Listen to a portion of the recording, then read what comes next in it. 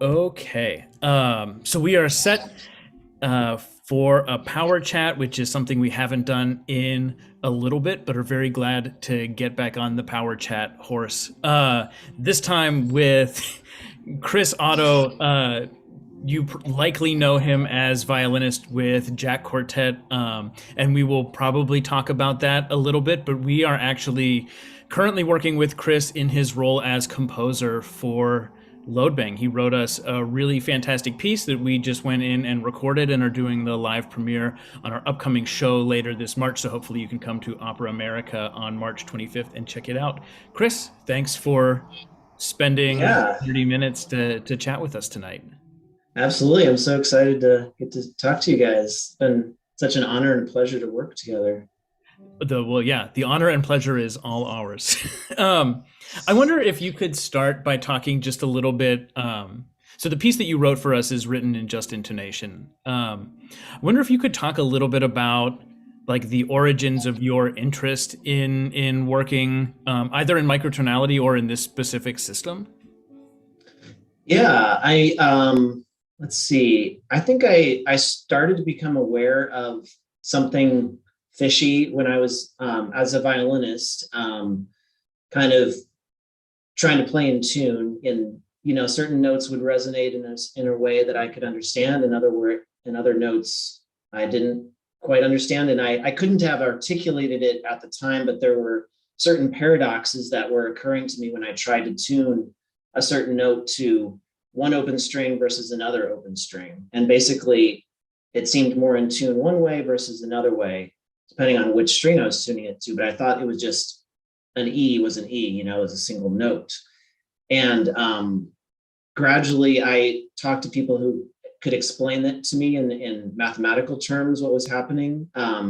But the basic idea is that the sort of pitch system that I grew up with, taught as equal temperament or just traditional kind of 12 tones to the octave, was kind of limiting. And there are other systems out there that can explore all the other notes in between. And so, I got into this probably more in high school, when there was a teacher who had studied with the composer, or a composer who had studied with Ben Johnston at the U of I. I was from Champaign, Illinois, and he had sort of like showed me this lattice on a piece of paper once randomly, and that this little lattice kind of stuck with me for multiple decades and is still like what I think about all the time, basically. But that was the sort of seed that planted in my head that, oh wait, it's not just like sort of a one-dimensional tuning system, but there's multiple dimensions to it.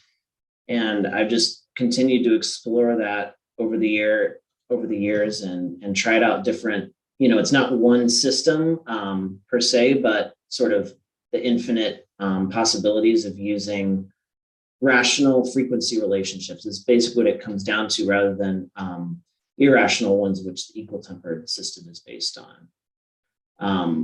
That's not a very good explanation of what just intonation is, because it's such a rabbit hole, and I'm not sure what level I should explain things on. But basically, it has to do with ratios of whole numbers, and the simpler the ratio, like 2 to 1, 3 to 2, those are the simpler intervals, and the bigger ratios are more complex intervals. Right. And your piece for us is 3 by 4 by 5 by 7, and that's referring to the numbers that you're using to generate some of these ratios and frequencies, right?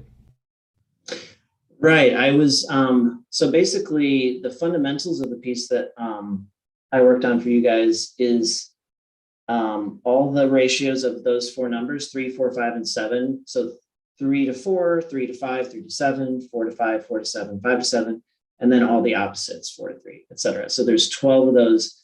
And then I visualized them geometrically as a sort of three-dimensional shape that's, it's called a cube octahedron mathematically. It basically is kind of like, has these triangular faces and square faces. And then it's something I can build out of magnet tiles with my kids. So we have little magnet versions of it. Did But then, Obed write our our piece for us? Is that what? Basically, yeah, he planted the seeds for it. I realized, oh wow, the music just comes naturally out of these toys, you know. But yeah, I was tracing this path basically around this space using those the pairs of those four numbers, and then that basically created the fundamentals of the sequence, and then there's different kind of overtone structures based on those fundamentals. But yeah, it's all kind of interrelated. The ideas that I was working with in terms of, so these, the nice thing about these points on this space are the ratios between those spaces are also members of that same set. So going from like 3 to 4 to 3 to 5, you've moved an interval of 4 to 5. So in other words, I'm not only looking at the ratios as like destination points, but also relations between neighboring points. And that's what kind of gives, when you have this piece where the different fundamentals are basically, from a listener's perspective, you'll be able to hear like when everything seems to lock into a single harmony or a chord, a relatively consonant chord. And then there's sort of a motion to the next chord, and they kind of blur into each other. So that's creating kind of beatings and difference tones in the transition from one fundamental to the next, if that makes sense. And that's sort of the space I was interested in working with, the kind of blurred, space between those different fundamentals. Yeah. So in addition to the pitch sets being determined by that 3, 4, 5, 7 relationship, you also use that for your tempos and bar structures too, correct? Love to hear Yeah, a little bit about it's basically what happens is it kind of all feeds down into one single fundamental of 0.1 hertz, which is 10 seconds, basically. So that you have that 10-second chunk of time, and then everything is subdivided on that. So like one player might be articulating every 3 over those 10 seconds, or 5 or 7, or higher numbers, but they basically create some polyrhythms, which then are articulating basically difference tones of the fundamentals. So like when you play those fundamentals together, they create beating, right? Which this wah wah wah wah wah effect, which kind of is the subdivision that you're kind of working on at that time. So in other words, all the tempos and the pitches are kind of part of the same pitch or the same system. Yeah. really lovely to see, like you said, three-dimensional systems where it's not just three-dimensional pitch, but like the rhythm and the sharp Mm. and the relationships also develop those extra dimensional qualities to them. Yeah, and what surprised me in listening to it too was to the degree to which I couldn't always tell what kind of rhythm was what, like whether you were re-articulating a rhythm with your embouchure or voice, whatever, or whether that rhythm was coming from the interaction of different frequencies. Do you often use physical modeling for pieces that you're writing? That's such a cool idea. It makes total sense that you would have done that now, like after playing the piece and working with it.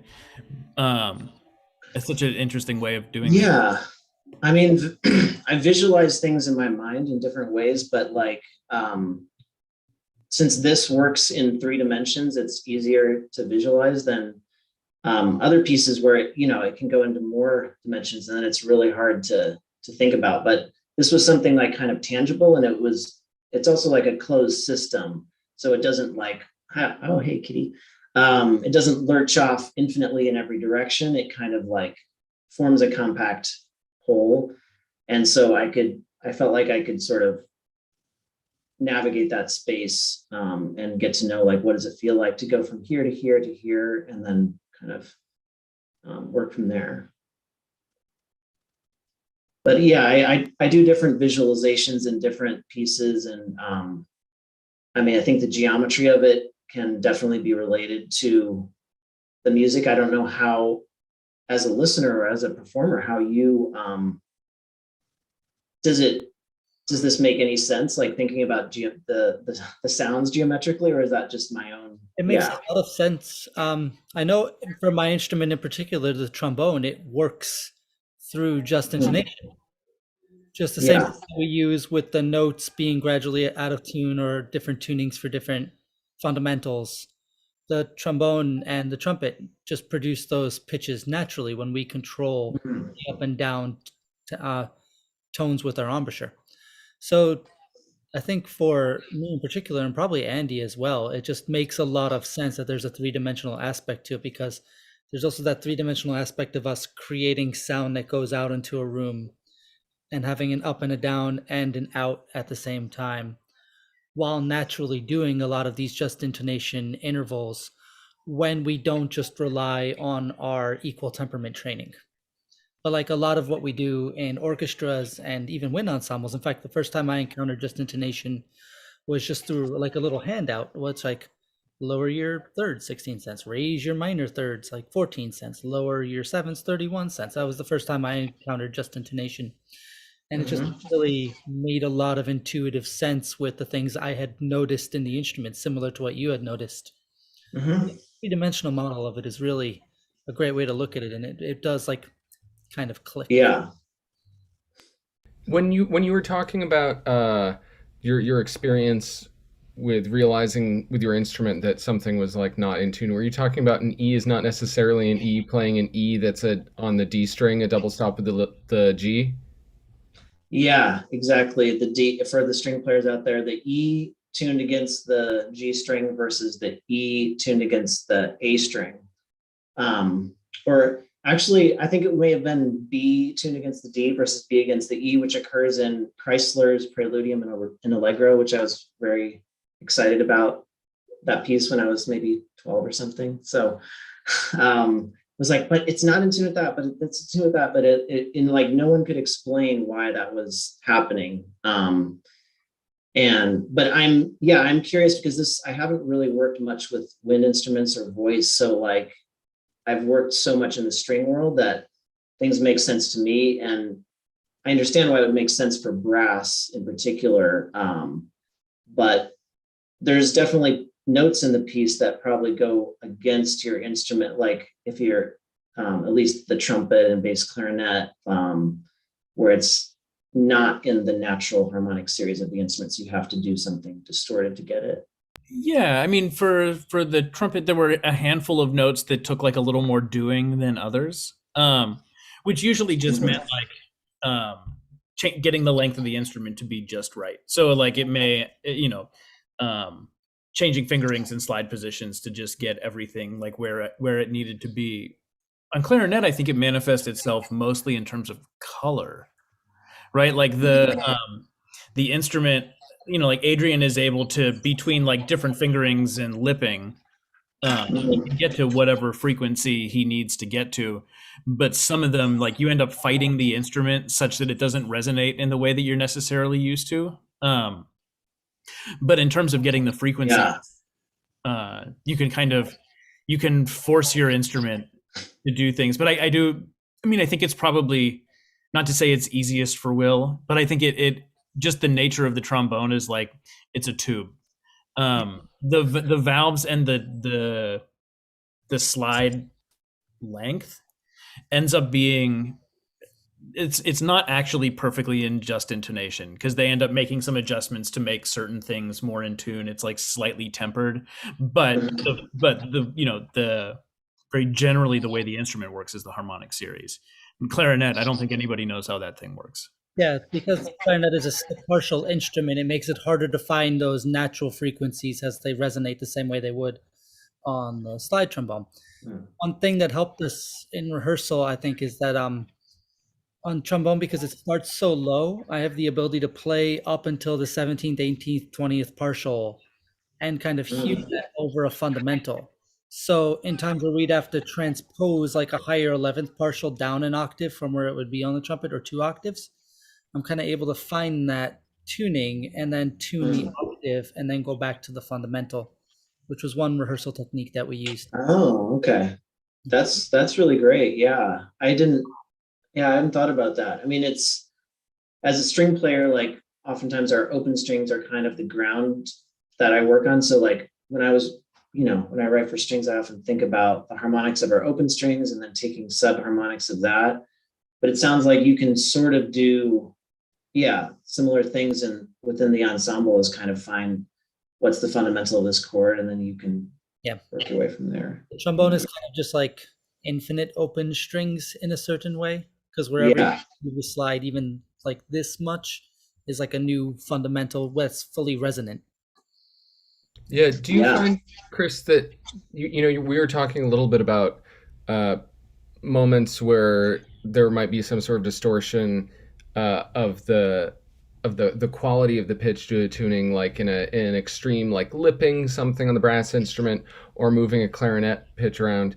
Do you think about that in your string writing, that you lose the natural resonance of the instrument in a certain way when the pitches are so far so distantly related to the open string?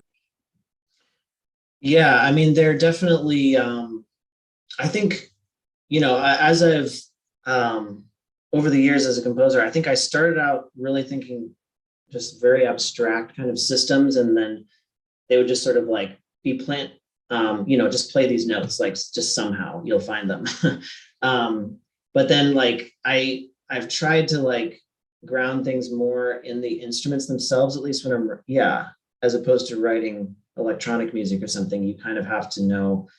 But on the violin, like I've gotten to know different ratios to the open strings that that it definitely does affect the timbre of the note. Like if it's near a wolf tone or something, or if it's just really the instrument like fights certain frequencies, or especially when you play double stops, you can find ones that it just feels like the instrument is really going to explode or something, or it just has like, a very specific quality.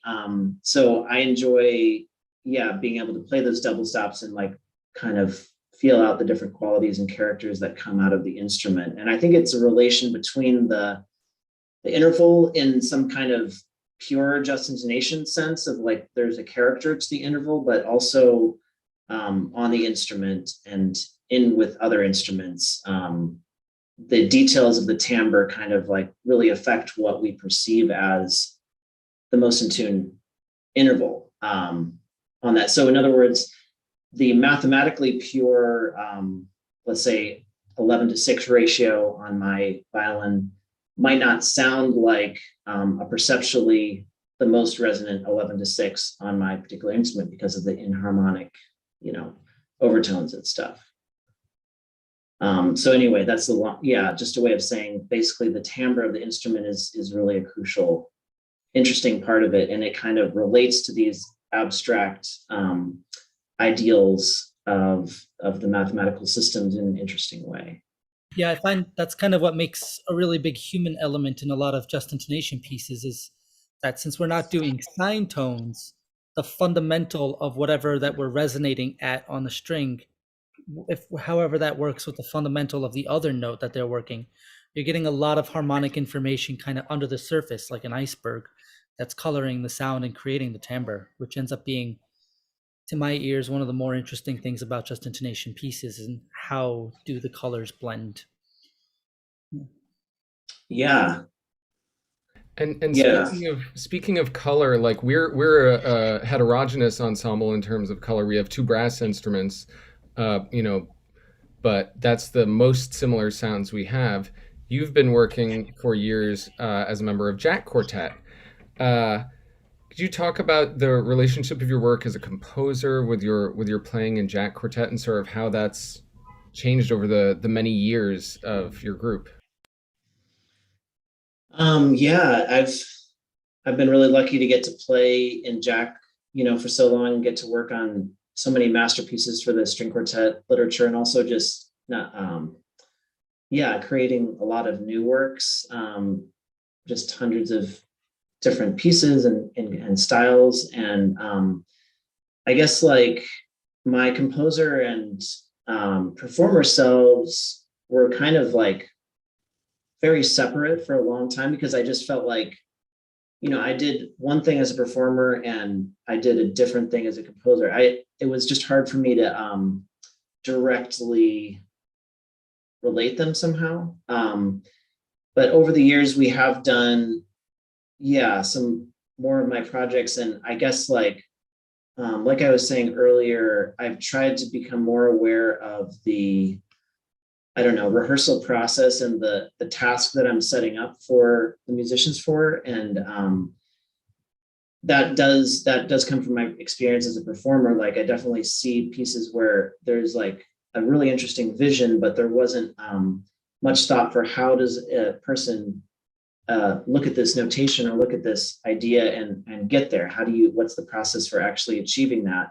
And they hadn't really thought that through. That's just sort of an abstract ideal, which was kind of me for a long time. And I'm still working on like, how do I communicate like, I don't know, I've tried to make things achievable for the performer in a way, like not necessarily to simplify the result. Like this result can still be like really complex and challenging, I think, but I'm trying to make tasks that are like achievable for the performer and hopefully satisfying and like, when it's right or not. And it's as opposed to things where like you get things where like, I'm not really sure if I'm doing this right. And I'm not sure the composer knows either. So that was me a lot of the time too, because I would work for months on a piece and like I had this whole idea of what it was in my head. Then I would perform it with my friends or a group of friends, and it would be like, oh wow, this is not what I was imagining at all, and I have no idea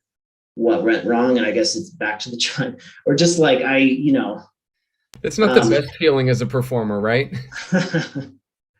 Yeah, I mean, we've all been there. So I guess it's fun to be able to like, try to integrate the kind of rehearsal process into the composition itself, I guess what I'm saying, and not just live in the abstract space until it comes time to, do the performance. So it's sort of becoming more integrated.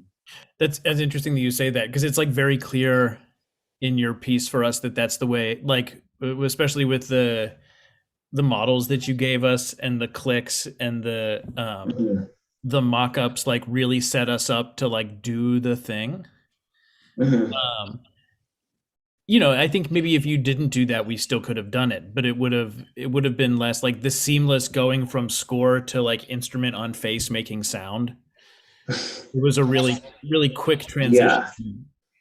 which is nice. Yeah. I hope to just bring you along with the whole process. I think it's very hard when a composer gets, which was my previous self to a large extent, just kind of like has this vision, but then like isn't bringing you along. You don't really know how to do the thing. Like, how do I find this? No, even just like a new complex interval, like how do I hear this interval? I started by teaching, friends of mine that would want to learn these pieces that I was making. We would, work on individual intervals and just learn how to hear them and like, how do you find the quality of that interval? And I realized that, that's a really valuable, interesting part of the process. And doesn't need to be just like, I don't know, this hurdle that's thrown at you, but it could be something that, is collaborative. Can you talk a bit about your piece for Jack? Is it pronounced Regisma? Ragsma, yeah. It's based on an interval called the Regisma. I just abbreviated it. That was a fun project. It's for 3 quartets, 2 or 3 quartets. There's a version for 2 quartets, where each quartet sort of forms this chain or network of intervals, and it ends up at a pitch that is almost exactly the same as where it started. It starts from A and then it ends at an A 0.04 or 0.4 cents higher, so almost imperceptible. But it does that pathway several times and drifts higher, and the other quartet is drifting lower.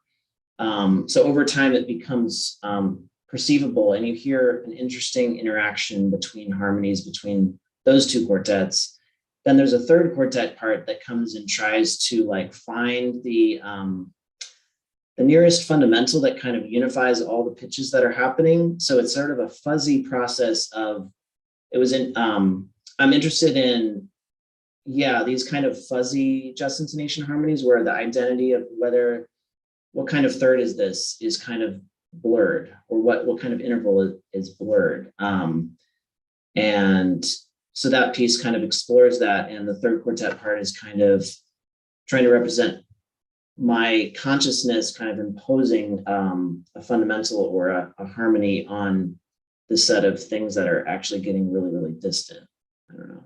And is that a process that you did sort of mathematically, logically, or is that a perceptual process of making mock-ups or hearing these recordings and then trying to match it with your own ear? It was kind of both. Like it was definitely an intuitive sense to it, but I ended up modeling my intuitive sense with a mathematical function to kind of make an algorithm out of it. But the root of it was like, what do I want to hear? What is my brain imposing on these frequencies? Or and I tried to like basically come up with a function that would predict that to some extent. And it wasn't identical with my intuition, but it created something that was generally in tune with it. And that so I find that an interesting space where I use intuition to create mathematical or algorithmic processes, but then there's some degree of uncertainty of like what exactly is going to come out of it. So I didn't really know in advance, how it would all work. And how did you guys? Oh, sorry. This kind of scientific exploration is like, it's really super fun in the just intonation system. I was curious, do you have any other alternative tuning systems that you really enjoy exploring? So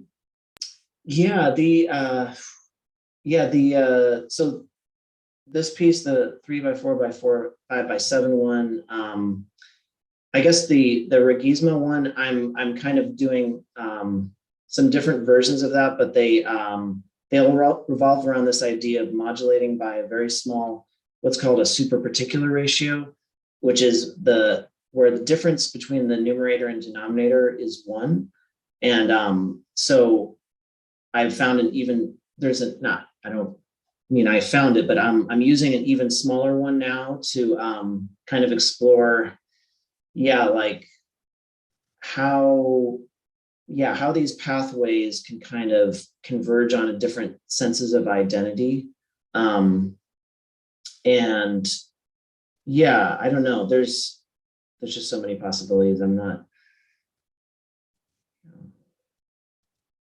Well, I've heard a little bit of you sent along some of that work in progress. I think the one that you're talking about, and it's really wild to hear the slowness of that transformation, because even with Ragsma, the difference in the tuning, I initially don't perceive it as a difference in tuning at all, but then it sort of starts to sound like a VHS tape that was in the sun or something. Like it just starts to sort of wobble. So we have this incredible like mathematical process that then gives us a sort of supple quality. Something crystal becomes something like flesh. I think it's an incredible process. Yeah, I guess that's sort of the area I'm really interested in, is the discrete. The just intonation can feel like a discrete system because you're dealing with these like whole number ratios, but to get the kind of continuity between them and kind of blurring the edges and getting this kind of curvy shapes out of it is really interesting to me. And definitely the human element helps with that too, actually, just the subtle fluctuations that can kind of help blur these little distinctions. Chris, we are at time. We promise our hundreds of thousands of listeners that we will keep it to 30 minutes, and we're nothing if not men of our word. So thank you so much for spending some time with us, for talking to us about this. I'm like even more excited now to now that we've recorded it, to like revisit it and rehearse it for live performance. Yeah, it should be really fun. Thanks for your time tonight. Thank you. And thanks to everyone for checking out the call, and we will be in touch about the next one. Y'all. Thanks. Yeah. Bye. See you at the show.